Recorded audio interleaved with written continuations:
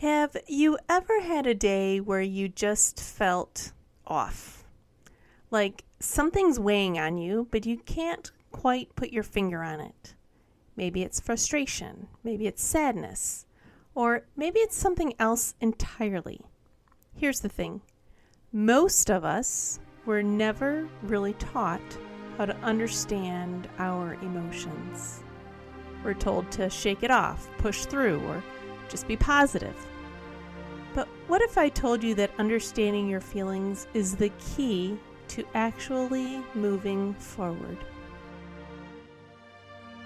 Welcome to And That's Okay, the podcast where we explore the ups and downs of life and remind ourselves that whatever we're feeling, it's for a reason, and that's okay. I'm Lisa Renee Scott, your host and a passionate believer that every feeling matters and every step forward counts. Each week we'll dive into real-life challenges, share relatable experiences, and offer actionable steps to help you navigate through it all. Before we jump in, I want to remind you that I'm not a licensed doctor or therapist. I'm here to share experiences and insights that have worked for me and others like me. Welcome back to And That's Okay. I'm so glad you're here today because we're diving into something that we all deal with, our feelings. Sometimes they make sense and sometimes they don't. But learning to understand them is one of the greatest skills we can develop. And today we're going to do exactly that with an exercise I call Name It, Frame It, Claim It. So let's get into it. First things first. What are you feeling right now, in this moment? Take a second, take a breath, and if you can, say it out loud. If it feels weird, just acknowledge it in your mind. What's there? Stress? Joy? Uncertainty? Naming your emotions is a powerful way to start understanding them. And if you're not sure, that's okay too. Try describing how your body feels instead. Are your shoulders tight? Is your chest heavy? Sometimes our bodies recognize emotions before our brains do. Now, let's get curious. Where did this feeling come from? Did something happen today? Did a memory pop up? Or is this just a general mood that's been lingering? Sometimes the why is obvious, and sometimes it's buried deep. But either way, no judgment. We're just noticing. And remember, your emotions don't have to make sense to be real. They exist, and that's okay. This part is how we frame it. And then we're going to claim it. Here's the part most of us skip. We need to actually accept the feeling. I feel blank, and that's okay. So now it's your turn to say it out loud. I feel blank, and that's okay. Accepting doesn't mean you have to like it. It doesn't mean you have to stay stuck in it. It just means that you acknowledge it, that it's there. And once you do that, you can decide what to do next.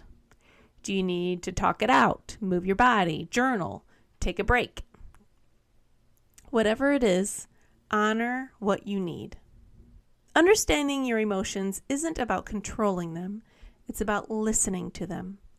Here are 3 things to do and work on this week. 1, a daily check-in.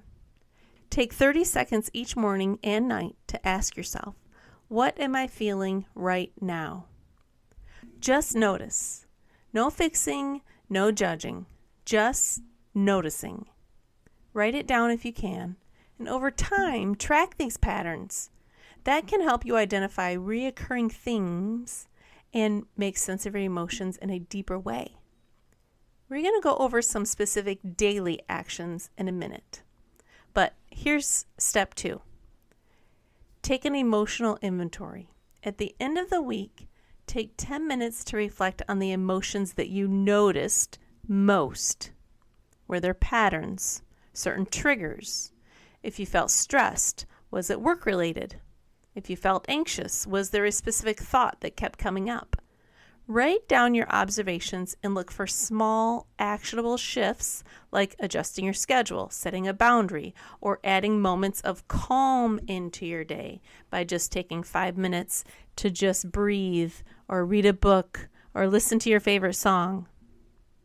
And 3, take one small act of care. When you feel a strong emotion, choose one intentional action to support yourself. If you're overwhelmed, maybe you step away from your task for 5 minutes and breathe. If you're feeling down, maybe listening to a song that uplifts you and gets you outside in fresh air. If you're anxious, try grounding techniques like naming 5 things you can see around you. The goal isn't to eliminate the emotion, but to acknowledge them and then respond with care. Now, let's talk about those daily action steps for checking in with yourself this week. You're going to want to save this one and check back each day for the next 7 days. Understanding your emotions isn't about controlling them, it's about listening to them. So this week, let's take small but powerful steps towards that. Each day builds on the last and creating a habit of awareness and self-care. So this is day 1. A 30-second check-in. Start and end your day with a simple check-in by asking yourself, how am I feeling right now? Again, as mentioned before, just noticing. No fixing, no judging, just observing. If you can, write it down in a notebook or open up Notepad or notes in your phone. This tiny habit builds self-awareness and sets the stage for deeper emotional understanding. Now, day 2 is where we connect the feelings to the body. Emotions don't just live in our minds. They show up in our bodies too. So when you do your check-in today, go one step further. Where do I feel this emotion physically? Tight shoulders, racing heart, heavy chest. Recognizing the body's signals can help you tune in faster and respond quicker. Welcome to day 3. Day 3 is about identifying triggers and patterns. So today, we're going to take a few minutes to reflect. What's been causing the strongest emotion this week? Maybe it's a conversation or a deadline, a memory, or even certain environments. The goal isn't to avoid emotions, but to notice what's influencing them. Awareness is the first step to managing them. Wow, already on day 4. This is where we're going to create a coping menu. Now that you've identified emotions and patterns, let's create a personal coping menu, a list of small actions that help you when feelings become overwhelming. Write down at least 5 things that bring you comfort and clarity, like taking a walk, listening to music, journaling, deep breathing, or talking to someone that you trust. Keep this list handy for moments when you need it. Day 5. Test your coping tools. Today, when you notice a strong emotion, choose one thing from your coping menu to try. Let's see how it works. And then, did it help? Did it shift your energy? Not every tool will work every time, and that's okay. This is about learning what works best for you. Day 6 is where we practice self-compassion. Emotions can be messy, but you are not feeling just because you feel deeply. Today, when you experience a difficult emotion, respond to yourself with kindness. Try saying, I feel blank, and that's okay. I am allowed to feel this way.